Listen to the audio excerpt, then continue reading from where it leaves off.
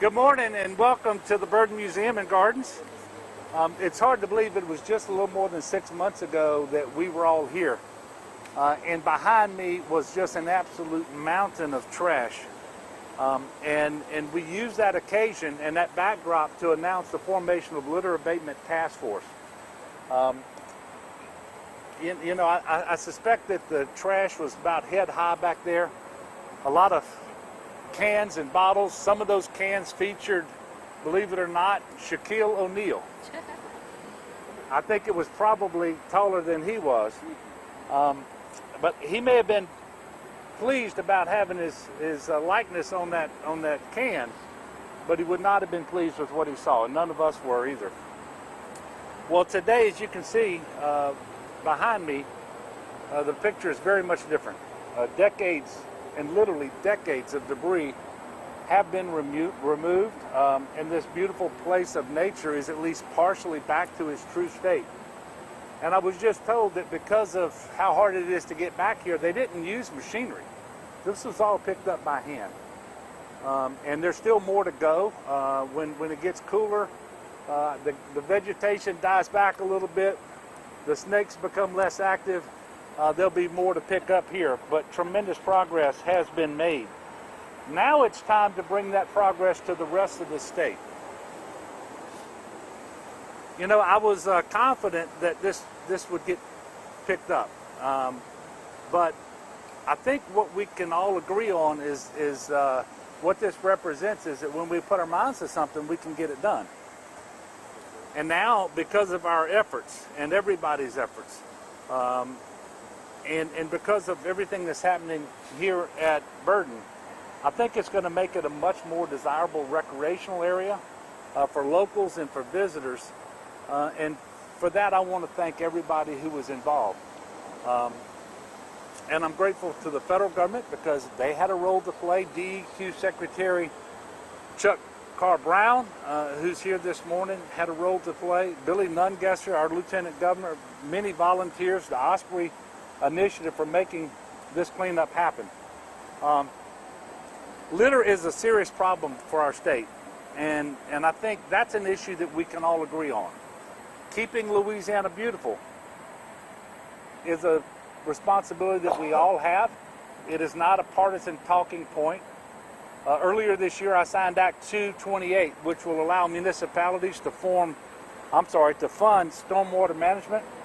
It provides them a local option to declare stormwater a utility and establish a fee for permanent funding to support programs for flood prevention and for litter abatement. In addition to celebrating the completion of this Herculean cleanup effort here at Burton, and really primarily, I am happy to announce that the Litter Abatement and Beautification Task Force, led by its chairman, our Lieutenant Governor Billy Nungesser, and Billy, thank you for your work. It has submitted its initial report and recommendations for establishing and sustaining litter preventing efforts across Louisiana. And I want to thank all of those task force members, but especially Susan Russell of the Executive Director of Keep Louisiana Beautiful. They worked diligently for months, had many meetings. They developed a comprehensive plan with 8 specific recommendations, 47 key priorities. And it's all designed to decrease litter and illegal dumping. It's focused on education, public awareness, enforcement of laws already on the books, and community engagement. A lot of good work, but now it's time for implementation. Litter is not just a blight on our communities. It's a health hazard to people, to pets, to wildlife, and to the environment. It depresses economic development, investment, and job creation. It diminishes tourism and quality of life. And I think that's why the education piece of this effort is so important. Often people have no idea of the adverse consequences that flow from throwing that bottle into a ditch, from not securing that load of trash in their truck or on their trailer as they're going to the landfill. And yes, we still have a long way to go in our effort to eliminate litter. And at times, it may seem like it's an impossible task. But that's exactly why we brought you back here, to show you it's not an impossible task. We can get it done when we all put forth our effort. And I want to encourage everyone, nobody in our state needs somebody to tell them to throw that piece of trash away or to pick up something that may be on the ground in front of them. We all have a role to play. And we will continue to clean up and keep Louisiana the beautiful sportsman's paradise that we all love. And now I'm going to be followed by Lieutenant Governor Billy Nungesser. Billy, thank you so much. Governor, I want to thank you for putting this task force together and for all you department heads. From the first meeting, we saw a real difference in the attitude, not just from the leaders, from your chief of staff, Jay Darden, all the department heads and the people that work in these departments have gone beyond their normal job to make sure they're cleaning up Louisiana. And the volunteer groups around Louisiana, in a normal year, 40 or 50 groups doing Love the Boot Week shows up to clean up. This year, over 300 groups, and they just didn't clean up that week. They continue week in and week out. And I think, Governor, it's because of your initiative to do this that the people are responding. And I'm seeing a real difference, and I know you are too, on the highways, in the roads. Mayor, your initiative here in Baton Rouge has spread across the state. Mayors, parish presidents are asking what can they do. This is a work in progress. We've got a lot of work to do. We want to make sure that under Susan's leadership and Keep Louisiana Beautiful, we're putting the grant money out there that the governor has tasked us with to get the most bang for our buck to those municipalities. But we also, I'll ask again today, that all of our leaders, all of our elected officials, as school is back in, give one day a month and go speak in the schools. We hope to partner with the DARE program to make sure we're educating our kids in the school to change that culture of littering. So one day we won't have to be spending millions of dollars to clean up Louisiana. There's a lot of parts of this. It's a moving progress. Encourage the shops where you go to put the garbage cans back in the parking lots and empty them. I've been doing that around the state. I got to tell you, Cracker Barrel's one of the few.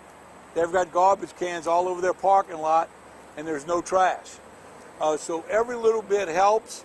Continue to clean up, and this task force is going to implement these things and continue to meet and make changes to we can one day say Louisiana doesn't have a litter problem, and it's sportsman's paradise once again. Thank you.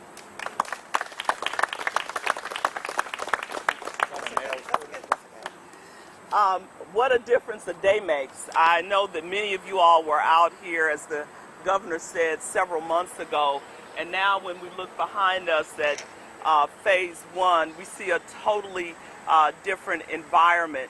And as I was coming up here, I was speaking with Mark Cooper, and we were talking about what a beautiful sight this is, and Marie, how we want people to enjoy all of what we have from a recreational point of view. A wonderful place to hike, especially if you put some mosquito spray on. You'll be, but the truth is that our culture and our environment, our land, our air, and our water resources are indeed the fabric of our state and of our city and of our community. And I want to thank the governor's task force on litter. I want to thank Governor Edwards for his leadership, for Lieutenant Governor Nungesser, who I've had several conversations with as this task force has moved forward. Certainly we acknowledge Secretary Brown and Dr. Lee and all of you all who have been a part, the advocates, the community support. I believe that this is the beginning, as we look at phase one, of a new day, of a new culture, as the Lieutenant Governor talked about, where litter is no longer acceptable, no longer a way of life, but we will have a clean and beautiful Louisiana like we all want to see and like we deserve. Thank you so much. Secretary Brown. Hi, good morning. I am Chuck Carl Brown. I'm the Secretary of Louisiana DEQ. So there's a few things that are obvious. The delivery of the litter abatement plan is monumental. There was lots of folks that had input on that, and most of them are in this audience. the efforts to assist Burton was a project that we couldn't resist. We also helped with funding for that. We helped them highlight their efforts to EPA. We actually provided funding to actually do some match requirements. We also worked with the Baton Rouge Stormwater Coalition. Marie Constantine mentioned something to me just a minute ago. She says, you know, we started talking about this a year and a half ago. Y'all could have blown us off. You could have told us I didn't have time, I'm going to another meeting. But I told her that this is something that we need to all be a part of in order to be successful. And you'll see with the litter abatement plan, it does take all of us. The governor will highlight that. It's not just going to be yours or my challenge. We also passed a bill, HB 713. We helped them draft the language that became Act 228 that actually gives municipalities the ability to tax stormwater as a utility. That's extremely significant.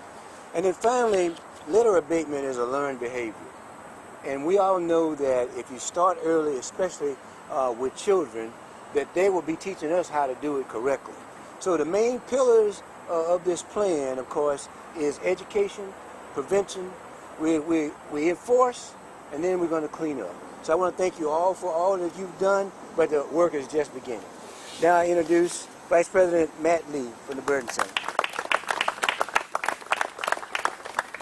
Good morning, everybody. As the Secretary said, I'm Matt Lee. I'm the new Vice President for Agriculture with the LSU Ag Center. Thank you all for joining us today on our beautiful property. What you're seeing here today is this effort is part of the overall master plan that we have for the Burton property, which is designed to provide accessibility for our community to this beautiful habitat that we have here. And so we have some new anchor destination points. We're going to have a series of trails that our community can use, which will eventually, I think, will be in the neighborhood of about 7 miles of trails. The role of the LSU Ag Center here is as a research and extension organization to bring our scientific and innovation expertise to solve these kinds of problems, and then to use what we've learned from that process to educate our community members on the future of litter abatement in our community. So we're making good progress. This is focused specifically on watershed management, water quality, remediation of watersheds, and this kind of thing. And so we're very excited as we continue to go forward on this. We could not do this, of course, without the great support of the governor, the lieutenant governor, the mayor, the secretary, federal and state agencies, and of course a variety of community partners, which have come together to use this as a demonstration site as we prepare to continue to make Louisiana beautiful. Thank you so much.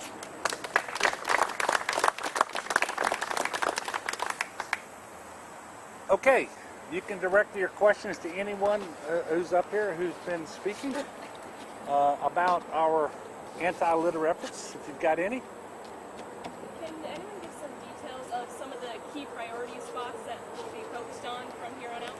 Yeah, and you know, there are 8 specific recommendations, I think 47 priorities, and I think Ms. Russell would probably be the right one to come up and speak about that. Thank you. Thank you. We will make the task force full report available digitally for download on our website at keeplouisianabeautiful.org. I'm sorry, for anyone who is interested. And so the main 8 pillars of the recommendations include litter prevention and beautification, public awareness. We all know that we need to raise awareness, and that's one of the great things that happened over the last 6 months, is that this issue is at the forefront and it's been elevated like never before. Training and education, as mentioned by Secretary Brown and the governor, education is key.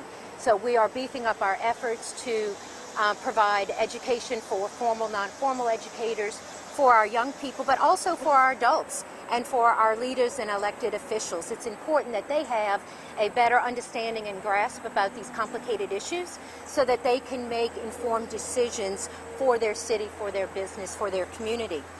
We will be working on strengthening the litter litter enforcement and illegal dumping laws, and improving waste disposal and recycling practices, in addition to expanding litter prevention and litter removal efforts. So that will be a variety of things, from partnering more with DOTD to hopefully expand cleanups along the roadways, to working and supporting our local nonprofit organizations who are the boots on the ground, engaging citizens in litter prevention and litter removal. We know that litter removal in and of itself is not the solution, but it is important that it is removed because litter begets litter. And we also know that it is a key education tool because people don't realize how much litter is on the ground when 81% of all litter is 4 inches or smaller. So having our citizens and our engaged community walking the streets, being a part of the solution is key to that. And then supporting beautification. We know that when areas, public spaces are beautiful and well maintained, people are less likely to litter. And so we will be working by providing some additional grants to local communities to provide native plants and trees. And so those are the 8 big ones. And as mentioned, there are 47 key priorities that fall under those recommendations. And I encourage everyone to go to our website and download the full report. Thank you. And thank you, Susan. And when it comes to educating our children, obviously this is something we can do a better job of in our schools, with community organizations. But if the example being set for them by their parents and by other adults in their lives is to the contrary of what we're trying to teach them, we're not going to be successful. On the other hand, if we can get the adults in Louisiana to model the behavior that we're all seeking, that'll be much stronger than anything we can do in our schools. And so we're asking everybody to make sure that they're playing their role so that we can change the culture in Louisiana. Anything else? Those mosquitoes are getting you, aren't they? All right, look, thank you very much, and God bless. You need to bring them mosquitoes to all your press conferences.